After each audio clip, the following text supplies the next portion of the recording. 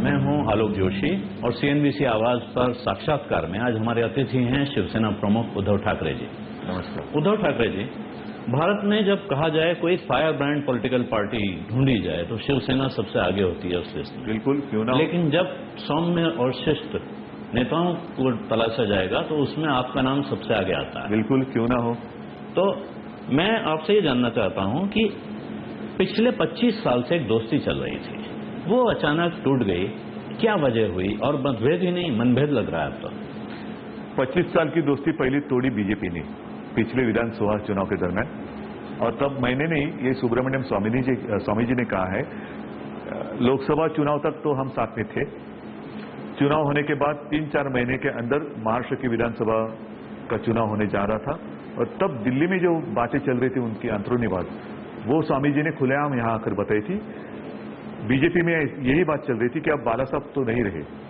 25 साल जो बाला साहब तो इनके पीछे पहाड़ के जैसे खड़े रहे, वो चाहे मोदी जी हो या बीजेपी हो। बाला साहब ने अपना काम किया, हिंदुत्व के लिए उनका साथ निभाया, और जब भी उनको जरूरत थी या कठिनाई थी तो बाला साहब उनके पीछे पहाड़ की तरह खड़े रहे। विधानसभा चुनाव के दरमियान बीजेपी ने ऐसे सोच लिया कि अब बाला साहब तो नहीं रहे, उद्धव तो कुछ कर सकता नहीं, शिवसैनिक उसके साथ नहीं निभाएंगे और जनता उसके साथ तो जाएगी नहीं, तो मौका आया है सेना को खत्म करो, और इसलिए उन्होंने काले मन से युति तोड़ी थी। तो क्या अभी आपकी तरफ से तकलीफ क्या है? आपको किससे ज्यादा तकलीफ है? आपको देवेंद्र फडणवीस से तकलीफ है, आपको अमित शाह से तकलीफ है, या आपको मोदी जी से तकलीफ है? देवेंद्र फडणवीस तो एक चेहरा है, मेरे व्यक्तिगत रूप में उनसे कोई झगड़ा या कोई ऐसी दुश्मनी नहीं है, लेकिन ऊपर वाले की मर्जी उनको संभालनी पड़ती है, तो वो क्या करें। और इसलिए वो लगातार झूठ पर झूठ बोलते जा रहे हैं और खुद के ऊपर आरोप लगा रहे हैं। वो फंस रहे हैं उसमें, क्योंकि मुख्यमंत्री होता है प्रशासन का प्रमुख, शासन का प्रमुख, प्रशासन का प्रमुख। महापालिका में जो भी प्रशासन के अधिकारी होते हैं, वो भले कमिश्नर हो या जितने सारे अधिकारी हैं, वो नियुक्त करना अधिकार मुख्यमंत्री जी का है। और कल परसों ही उन्होंने जो थाना में बात की कि थाना के जो म्युनिसिपल आयुक्त है, उनको आधी रात किसी ने फोन कर डराया, धमकाया। आम पब्लिक तो ऐसी कोई धमकी सुनता है तो डर के मारे पुलिस स्टेशन भागता है, लेकिन इन्होंने अपने घर से सीधा आधी रात को मुख्यमंत्री जी को फोन लगाया। मतलब ये जो नजदीकियां है, ऐसे करीब लोग वो एज अ कमिश्नर कर हर जगह पर भेजते हैं। तो अगर घोटाला किया हुआ, अगर घोटाला हुआ होगा तो वो सारा आरोप वो अपने आप पर लगा रहे हैं। तो मतलब आपके कहने का मतलब यह है कि बीएमसी में आपका बहुमत है, आपकी सरकार है, इसके बावजूद प्रदेश सरकार कुछ ऐसा कर सकती है कि वो आपको आपके मन मुताबिक काम नहीं करने दे रही है? बिल्कुल कर सकती है वैसा, और इसीलिए मैं कहता हूं ना कि कुछ मेरे मैनिफेस्टो में, वचननामा में कुछ चीजें ऐसी है कि जो मैंने पहले भी वचन दिया था लेकिन निभा नहीं सका। वो है एक कोस्टल रोड का, दूसरा है मुंबई के लिए 24 घंटा पानी देने का, वो आज भी मैंने लिखा है, मैं नहीं भूला, वो तो मैं पूरा कर रहूंगा। और तीसरा है जो भी एक डैम, मुंबई महापालिका एकमेव म्युनिसिपैलिटी शायद ऐसी होगी जिसने अपने नागरिकों के लिए खुद का डैम बनवाया। वो डैम तो हमने बनवाया 3.5 साल में, लेकिन केंद्र और राज्य की इजाजत लेने के लिए लगे 10 साल। उसके ऊपर हमने एक पावर जनरेट करने के लिए कुछ ये भी रखा है, केंद्र की बात जो मैंने कही थी, तो वो भी बात हमने करके रखी है, लेकिन उसकी इजाजत ये चीफ मिनिस्टर नहीं दे रहे। क्यों नहीं दे रहे? किसके लिए उन्होंने अटका के रखा है? जो पोस्टर दिख रहे हैं इस समय बंबई शहर में, सारे आपके पोस्टर और बीजेपी के पोस्टर, उनमें जो प्रोजेक्ट्स दिखाई दे रहे हैं वो एक से हैं, दोनों मतलब जो भी प्रोजेक्ट, कोस्टल रोड का प्रोजेक्ट उनके पोस्टर पर भी है, आपके पोस्टर पर भी है। तो ये जो तरक्की हुई है या जो सामने होने वाली है, उसका श्रेय दोनों पार्टियां ले रही हैं, ऐसा कैसे? उन्होंने तो उनके पोस्टर पर जो कांग्रेस ने किए हुए काम है वो भी लगाए हैं। बेशर्मी तो यही है, इसी को कहते हैं कि मेट्रो का भी फोटो उन्होंने लगाया है।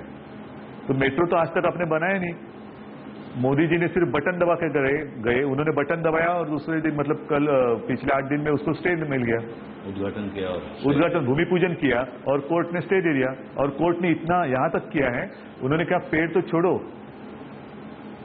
एक ब्रांच भी नहीं कटनी चाहिए।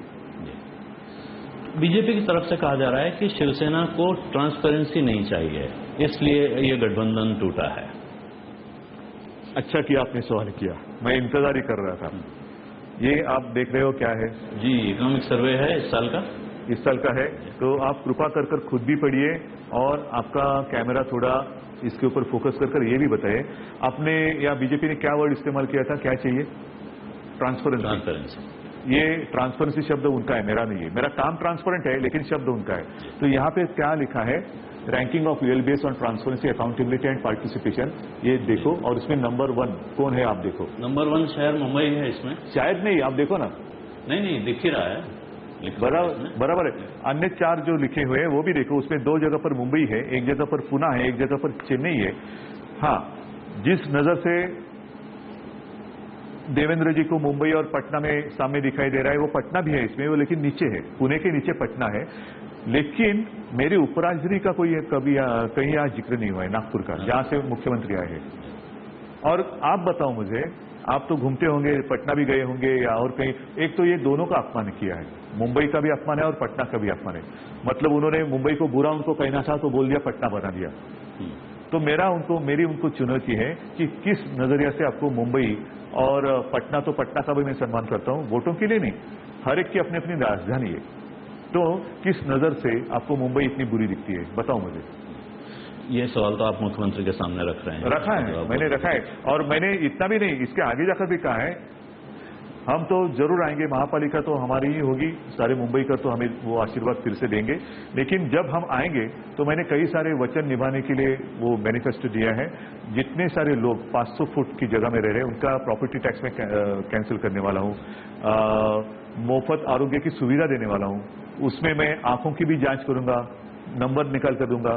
तो मुख्यमंत्री जी को बुलाकर उनकी आंखें पहले ही चेक कराकर दिखाऊंगा कि मुंबई कैसे, देखो चश्मा ले लो आप, ट्रांसपेरेंट रहेगा वो भी। अब वो ट्रांसपेरेंट चश्मा नहीं है, तो चश्मा तो ट्रांसपेरेंट होना, आप भी पहनते हैं, मैं भी पहनता हूं।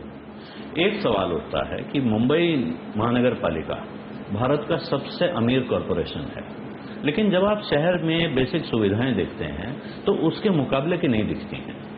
ठीक है, मुंबई की जनसंख्या कितनी है? 1.5-2 करोड़, 1.5 या 2 करोड़, कुछ भी पकड़ो, या 175 पकड़ो, चलो दोनों के बीच में। मुंबई का बजट कितना है?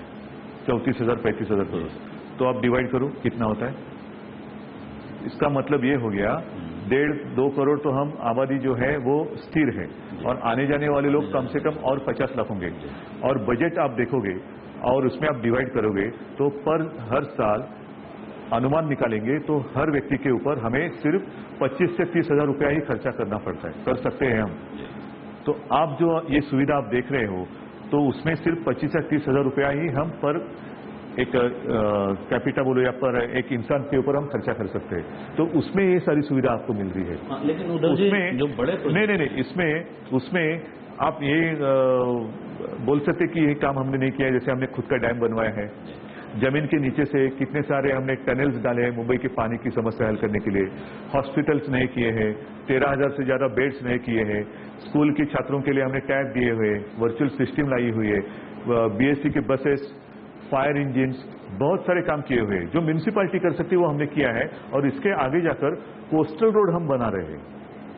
शिवड़ी नावाशिवाय ये कारपोरेशन का काम नहीं है, मेट्रो लाना कारपोरेशन का काम नहीं है, वो सरकार का है। और वो सरकार तो कांग्रेस की थी, तब भी बनी हुई थी बात। अभी की स्थिति में क्या ये माने कि आपकी तरफ से आप देखते हैं कि बीजेपी दुश्मन नंबर 1 है? मैं नहीं मानता, मेरा तो दुश्मन कोई है नहीं। वो आरोप लगा रहे हैं जो फिजूल के हैं, जिसमें सच्चाई नहीं है। और इसीलिए अच्छा हो गया, मैं धन्यवाद देना चाहता हूं इकोनॉमिक सर्वे जो भी करते हैं, उन्होंने सही वक्त पर ये मेरे महापालिका जो भी सर्टिफिकेट है उन्होंने दे दिया।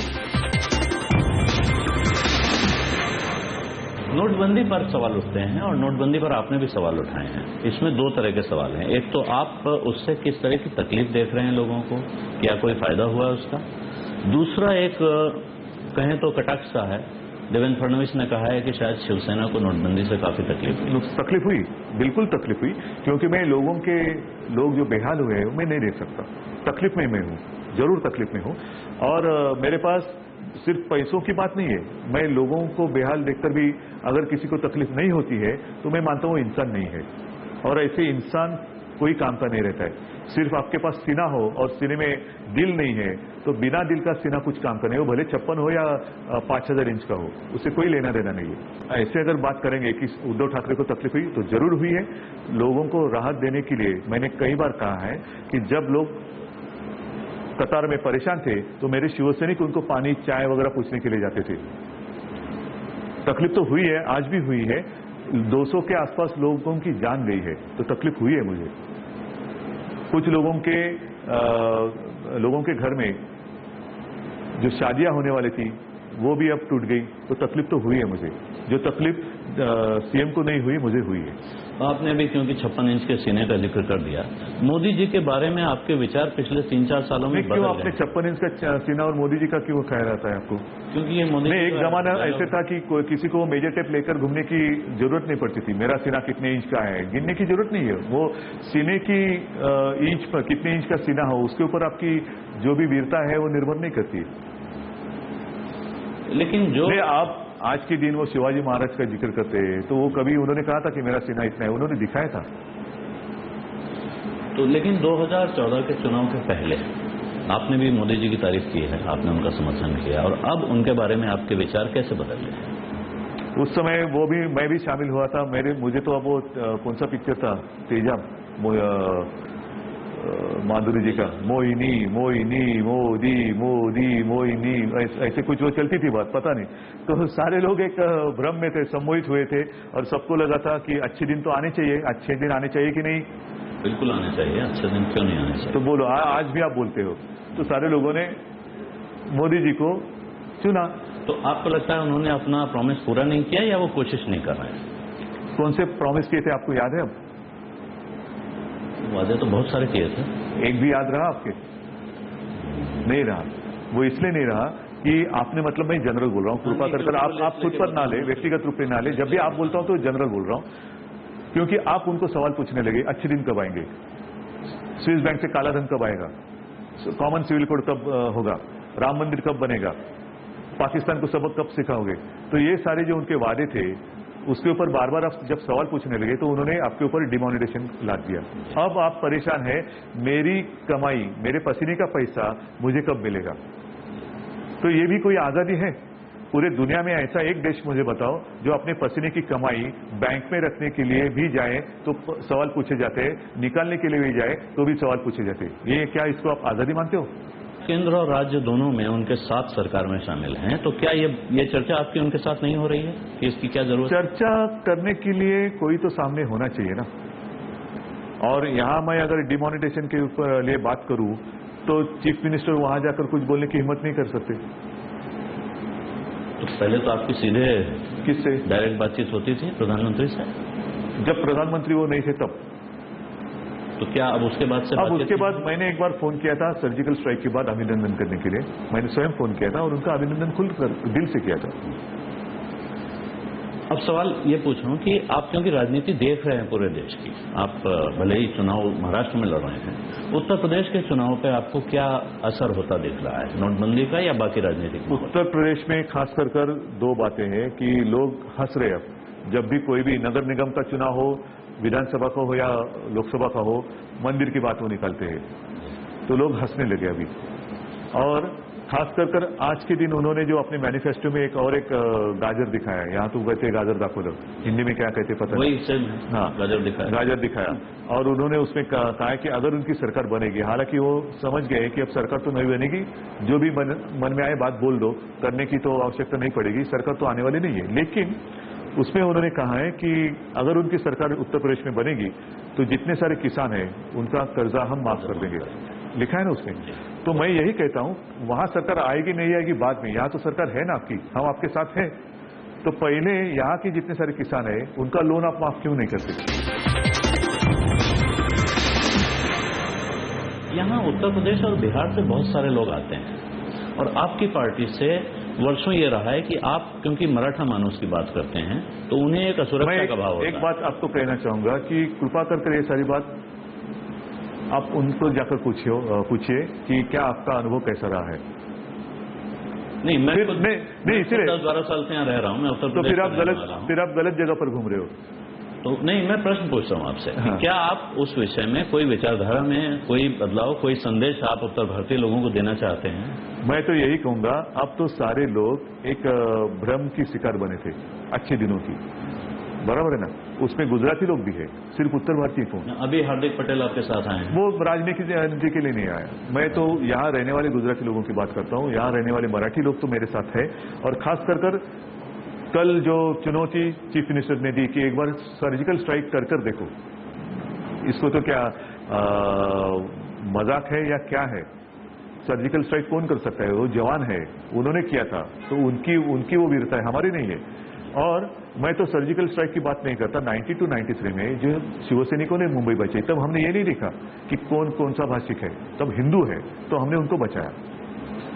और उस वक्त बीजेपी में भागम भाग हुई थी, तब कहाँ गए थे सारे वीर लोग? सर्जिकल स्ट्राइक मेरे जवानों ने किया, हिंदुस्तानी जवानों ने किया, पोस्टर पर आपके फोटो। तो 92-93 में क्यों नहीं आया? मुंबई हम बनाएंगे, लेकिन बचाएंगे कौन? बचाएंगे तो हमने तो बचा ही है। बचाने के लिए हम और उल्लू बनाने के लिए आप। अभी हाल में जो बिल्कुल एक हमला डॉक्टर मनमोहन सिंह पे बोला गया, उस पर भी आपको कुछ बुरा लगा, ऐसा लगता है कि आपने बुरा लगने की बात नहीं है। मैंने यही कहा कि अपने देश में एक राजनीति तो बात अलग है, राजनीति तो गंदी होती है, लेकिन ये गंदगी पहले हम अपने दिल से हटाएं तो राजनीति भी साफ सुथरी हो सकती है, क्यों ना हो? मैं भी राजनीति में हूं, तो क्या मैं भी गंदा हूं? नहीं है, ऐसी कोई बात नहीं। मनमोहन जी के साथ आपके मनमुटाव या मनभेद या मतभेद हो सकते हैं, उनकी आप आलोचना कर सकते हैं, लेकिन व्यक्तिगत रूप में आपने जो बात की कि वो रेनकोट पहनकर नहाने की कला उनको अवगत है, ठीक है। लेकिन जब उर्जित पटेल जी को बुलाया गया था एक कमेटी के सामने और उनको जब सवाल पूछे गए आड़े टेढ़े, तो मनमोहन जी ने उनको रोका। क्या मनमोहन जी ने अपना रेनकोट उर्जित जी को नहीं पहनाया? मुंबई महानगर पालिका में आपको पूर्ण बहुमत मिलेगा, ऐसा विश्वास है, या चुनाव के बाद कल्याण डोंबिवली जैसा कुछ यहाँ देखने को बिल्कुल मिलेगा। और कल्याण डोंबिवली में भी बात तब नई बात थी, और कल्याण डोंबिवली में भी बीजेपी को जितने सारी सीटें मिले हैं, उसके लिए वो मिलने के लिए उनको झूठ का सहारा लेना पड़ा था। आपको याद होगा शायद, तब चीफ मिनिस्टर ने कहा था कि 6,500 करोड़ रुपए मैं कल्याण डोंबिवली को दे दूंगा, एक पैसा भी नहीं मिला है। 27 गांवों का सवाल था, वो नहीं चाहते थे कि कारपोरेशन में शामिल हो जाए। तब चीफ मिनिस्टर ने कहा था कि मैं आपको अलग नगर निगम की व्यवस्था करा दूंगा। अब तक कुछ हुआ नहीं है, और जितने सारे पार्षद उनकर चुन के आए हैं वो खास कर वो 27 गांवों से। अब उनकी मुसीबत ये है, वो अलग करेंगे तो उनका जो हिस्सा है वो टूट जाएगा। क्या ऐसा भी संभव है कि राष्ट्रवादी कांग्रेस पार्टी के साथ आपका रिश्ता बदल जाए? कोई आवश्यकता नहीं पड़ेगी, लोग होशियार है, और मैं तो मानता हूं कि वो बिल्कुल इंतजार कर रहे हैं 21 फरवरी का। उद्धव जी, आपसे अंत में एक चीज, जो मध्य वर्ग है, खास तौर पे शहर में रहने वाला नौकरी पेशा मध्य वर्ग, वो बहुत परेशान है, क्योंकि कुछ चीजें उसके बजट में नहीं आती हैं, और कुछ चीजों में उसे लगता है कि जिन लोगों ने अवैध कब्जे कर रखे हैं वो उससे ज्यादा मजे में रह रहे हैं। इसको एड्रेस करने के लिए क्या आप कुछ करें? देखो, मैं म्यूनिसिपैलिटी की अगर आप बात करें, इसलिए मैंने खास कर 3-4 चीजें लोगों के सामने लाई है मेरे वचननामा में, मैनिफेस्टो में। एक तो बहुत सारा मध्यम वर्ग ऐसा भी है जो 500 फुट के एक जगह में रहता है, तो उनके लिए मैं प्रॉपर्टी टैक्स 0 करूंगा, नंबर 1।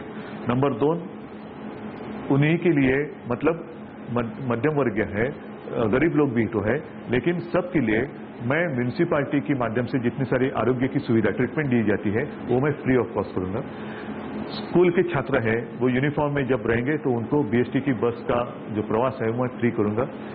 म्यूनिसिपल स्कूल में जितने सारे बच्चे पढ़ाई करते हैं, वो बड़े होने के बाद अगर वो चाहे कि म्यूनिसिपल सर्विस में आए तो उनको मैं प्राथमिकता दूंगा। ऐसी बहुत सारी चीजें मेरे मैनिफेस्टो में है।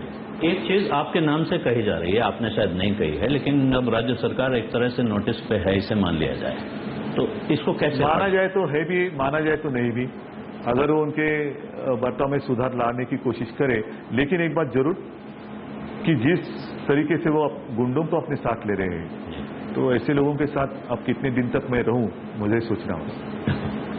उद्धव जी, बहुत बहुत धन्यवाद, आपने CNBC आवाज के लिए समय निकाला। जय हिंद, जय महाराष्ट्र।